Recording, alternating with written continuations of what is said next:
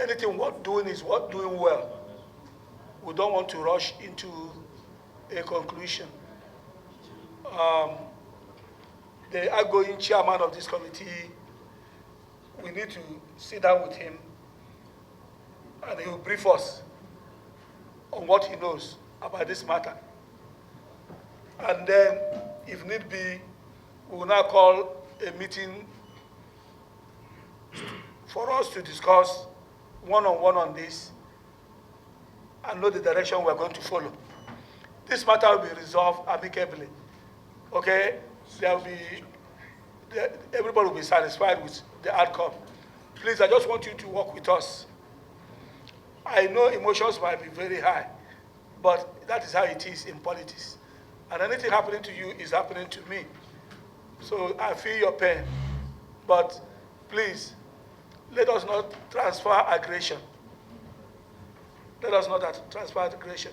So I would like for us, since the other parties were served and they had not shown up, we are going to take notice of it, that they were properly served and they didn't show.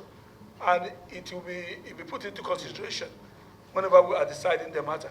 So, Clark, what I would want us to do is to agree on a date that is suitable for everybody. Okay? That way we can all review this matter. Mr. Chairman, I'll be begging for a very short date, sir. A very, very short date. Okay. What we need to do, we need to investigate this far further. Okay? I need to get the records of the house when this was laid. And as we do that, I want all parties to take notice that you must follow the constitutional requirements.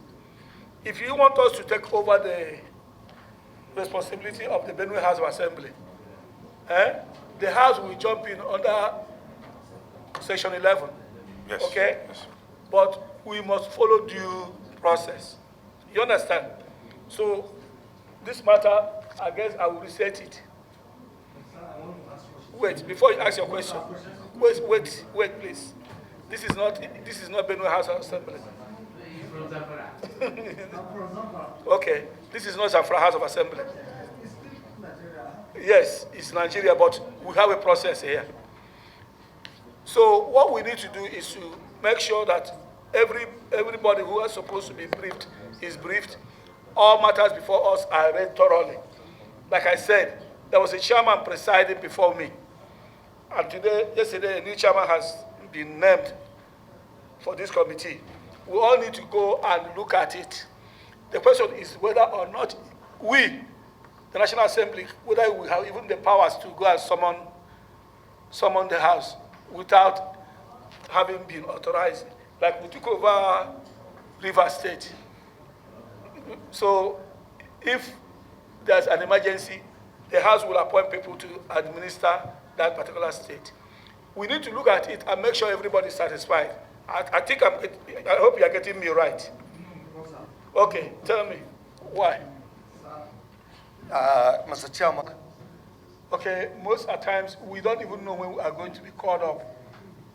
It may come up, something may come up tomorrow, and that means somebody else may preside. If I'm not here, he's not here, somebody else will preside. That was why I said 22nd. That way everybody will be present. But since it's on a shorter time, no problem. But I also want you to look at whether or not there is a pending suit on this matter. And if there is, Mr. Chairman, that position, I've put it in my... You have addressed it, but I want you to look at it. Strategically, and me and Mr. Femi Fala, we have taken our time to exhaustively dealt with this issue as to whether the committee of every parliament, the National Assembly Senate, can actually preside over matters that are in court. The position is that the internal affairs of a committee cannot be subject to court power. It is a distinct, and by the principle and doctrine of separation of powers. Section 88. Yes. By the principle of separation of power, the sovereign matters, they are prevented from judicial interference, except Mr. Chairman, except when there are clear violations of constitutional principles or irregularities that impinge on fundamental human rights, and that is absent in this case. the people's human right, their right to fair hearing that has been breached, are these aggrieved House of Assembly members. So the law is even on the side of the people which we have laid this petition. And we are here to represent the people. Yes, so Mr. Chairman, so any suit, because it is now a sharp practice by people to, as soon as they see summonses from the parliament, whether it is the House of Senate, or they quickly run to court so that to ask the jurisdiction. But the court in Umantalati versus the Committee of Senate Public Petitions actually said no, that the committee can proceed on such matters. So that is the current position. I don't mind availing this committee with that judgment. So the committee has ostensible, it has oversight, it has residual, it has powers to attend to complaints and petitions they have brought before the court, except when there is a clear order from the court. That is when the committee is ousted from jurisdiction.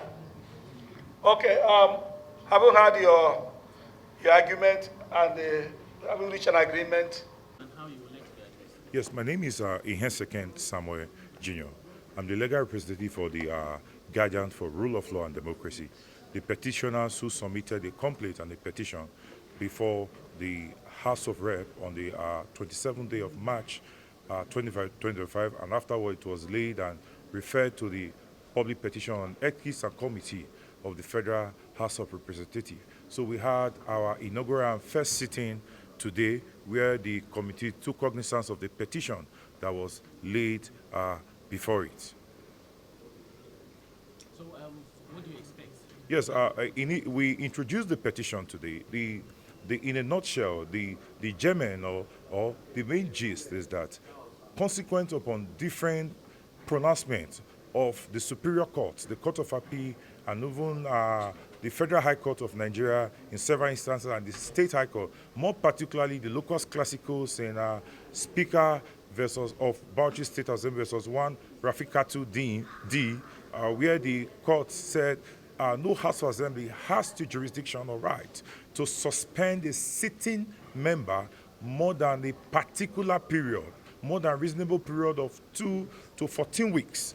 No House of Parliament in Nigeria. So we base our petition on that. The gist of our complaint, in which we brought before this committee, is that particularly in Zamfara State, where you had some members of House of Assembly, to the range of 11 members of the State House of Assembly, were suspended on, allegedly, on the details and instructions from the executive arm of government.